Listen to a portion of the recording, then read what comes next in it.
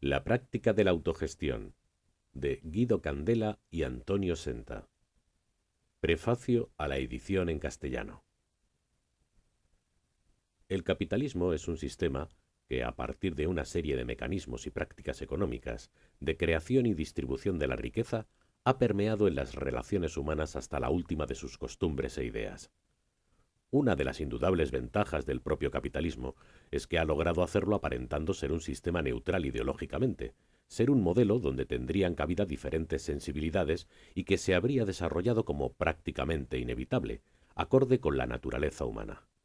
Señalemos, para situar este libro, dos de las bases de este sistema. La primera, aunque tiene un carácter ideológico teórico, trata sin embargo de aparentar ser solamente una descripción. Defiende que el ser humano, de manera instintiva, busca su propio beneficio de forma egoísta. Ese egoísmo individualista no sería negativo, y haría que los seres humanos se comporten en las distintas esferas de su vida de manera similar a como lo harían en un intercambio económico, midiendo racionalmente, o incluso por intuición, los ingresos y gastos, ya se aplique esto a una relación meramente económica, o a la amistad, el amor o el uso del tiempo libre.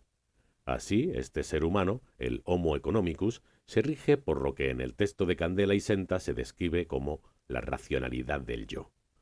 Para los defensores del capitalismo no hace demasiada falta elaborar una teoría compleja, dado que el egoísmo podemos verlo a diario. Se trataría de argumentar desde el sentido común, desde la apabullante acumulación de pruebas de que cada cual va a lo suyo. Además, siendo esta una tendencia humana inevitable, impresa en nuestros genes, no tiene sentido discutirla, ni mucho menos proponer otro tipo de relaciones humanas. Quienes lo hagan están cerca del experimento social fascista o del hombre nuevo estalinista, que mediante la opresión trataría de manipular y doblegar lo que el ser humano realmente es. El problema de esta afirmación es que se trata de algo como mínimo incompleto. Sería bastante sensato pensar que si se afirma algo sobre la naturaleza humana, dada la importancia del tema, esa afirmación se sustentase en un discurso argumentado de forma sólida y en una serie de pruebas contundentes. Lógicamente, en consonancia con el carácter antiteórico de las ideas capitalistas, esto no ha sido así. Desde diferentes instancias se ha construido la imagen del ser humano, por cierto fundamentalmente masculino, potenciando extraordinariamente la presencia de los actos egoístas u hostiles como mal inevitable o con efectos positivos a la larga para la comunidad. Desde las ideas anarquistas, fundamento de la práctica de la autogestión, se ha criticado esta forma de afrontar la esencia del ser humano a partir de diferentes enfoques. Uno de ellos, por supuesto, ha sido poner en cuestión que las personas tengan como rasgo dominante el egoísmo.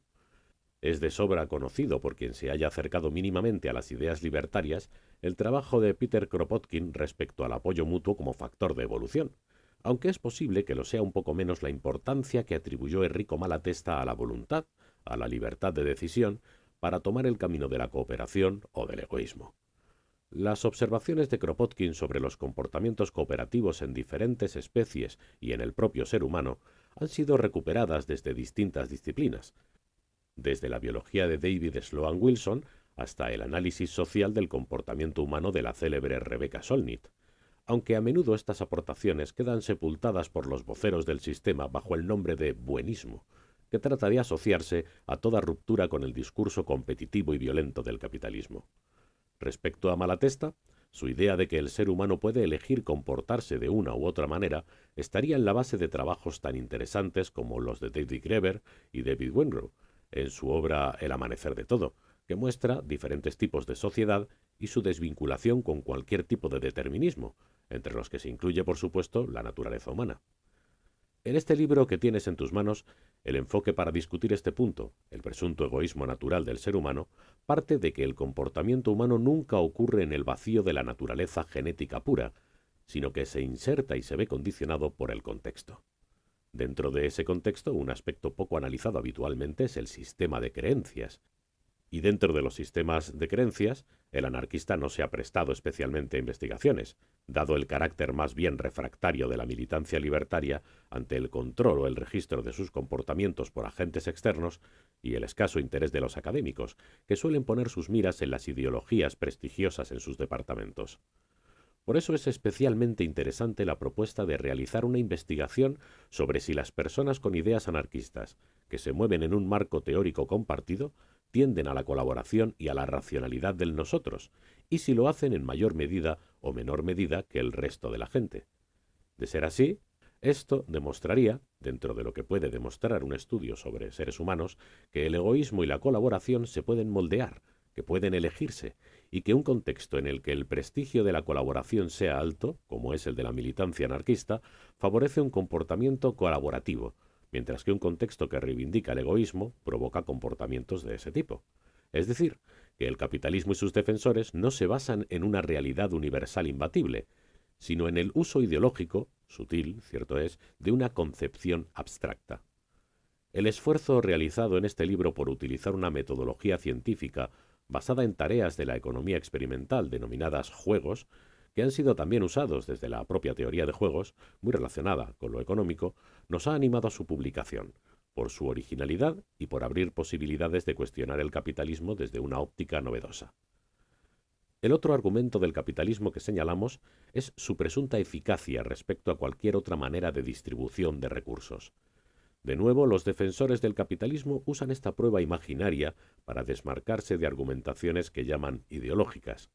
El capitalismo te puede gustar más o menos en su vertiente teórica, pero al fin y al cabo funciona, que es lo que se le pide a la economía.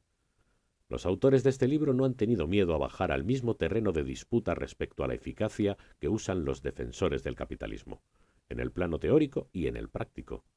El recorrido por diferentes ejemplos de autogestión, alejados siempre de la competitividad capitalista y con una eficacia por encima de las pretensiones del mercado, es una buena muestra.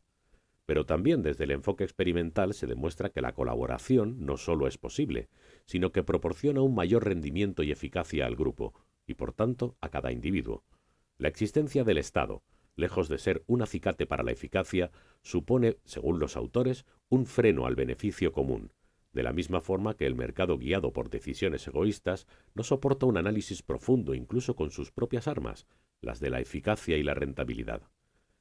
En el centro del texto, como es lógico dado su título, están el concepto y la práctica de la autogestión. Pero añadamos algunas ideas que nos han estimulado para acercar este trabajo a las lectoras y lectores hispanohablantes. En primer lugar, la prudencia y la honestidad de los autores, que reconocen sin tapujos que practicar la autogestión en el contexto capitalista tiene peligros y limitaciones, y que aun evitando esos peligros, fundamentalmente el convertirse en amables empresas de mercado, la autogestión no es la anarquía. Es una de sus herramientas, pero no es su totalidad. Aunque esto parezca un argumento menor, habla de la complejidad de la propuesta social, que nunca debe limitarse a un solo aspecto o estrategia, como bien ha ido desarrollando el anarquismo durante los 2 siglos que lleva existiendo con ese nombre. En segundo lugar, el texto se enmarca en un tradicional debate dentro del mundo anarquista y revolucionario en general. La tensión entre la práctica prefiguradora de experiencias libres e igualitarias como estrategia revolucionaria y su crítica, la crítica a su insuficiencia e incluso a lo contraproducente de estas prácticas como freno a la confrontación social revolucionaria. Una de las líneas del anarquismo defiende precisamente la puesta en marcha de experiencias que sirvan para capacitar y provocar cambios. La perspectiva proudhoniana, en parte heredera de lo que los marxistas con maldad llamaron socialismo utópico, ya proponía un modelo de cambio social basado en la superación del Estado y el capitalismo por medio de la cooperación práctica en el terreno económico. Mucho tiempo después, Collingwood y autores similares pusieron de relieve la cantidad de experiencias cotidianas que suponen un anarquismo diario, a cuyo refuerzo debieran dedicarse los revolucionarios. En un contexto más cercano en el tiempo, la idea de que las posibilidades de una revolución, concebida como batalla total y final contra el Estado y el capital, se han agotado, se ha plasmado en corrientes como las zonas temporales autónomas o una parte del conocido como insurreccionalismo. En todo caso, comparten el desencanto con la llegada de un movimiento masivo de cambio radical y buscan en las grietas del sistema las posibilidades de un conflicto de baja intensidad y duración limitada, la revuelta en lugar de la revolución. Frente a esta línea, y no necesariamente en contra de las experiencias concretas, la mayor parte del anarquismo defendió durante muchas décadas que la revolución social es la meta de todo movimiento anarquista. Hoy en día, una parte del anarquismo sigue postulando que, aunque las condiciones actuales no parecen apuntar a un hecho revolucionario generalizado, Este no debe perderse de vista. La experimentación de alternativas en el mundo actual debería estar precisamente al servicio de un horizonte revolucionario siempre deseable y al que no se debe renunciar. Reconocemos que nuestra editorial está más cerca de esta posición,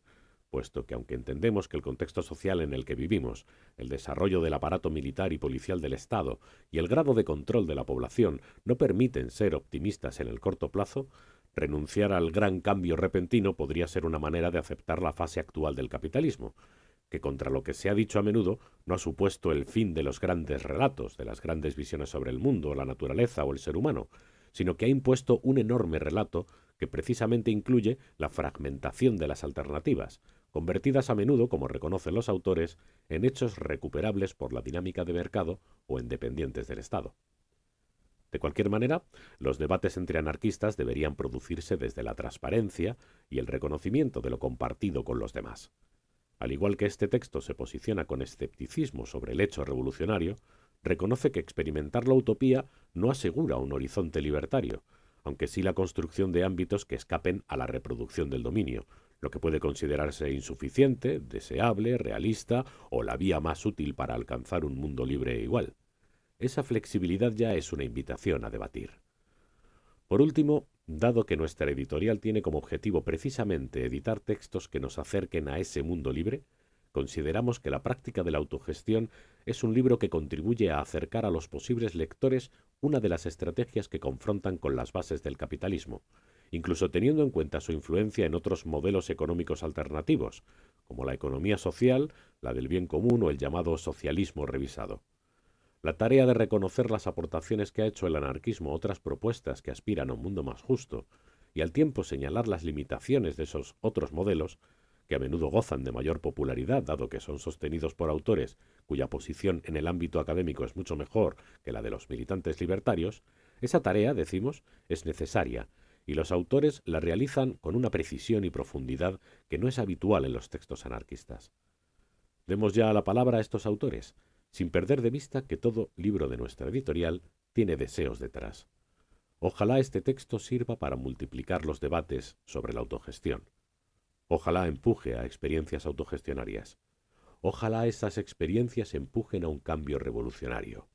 sin Estado y sin mercado.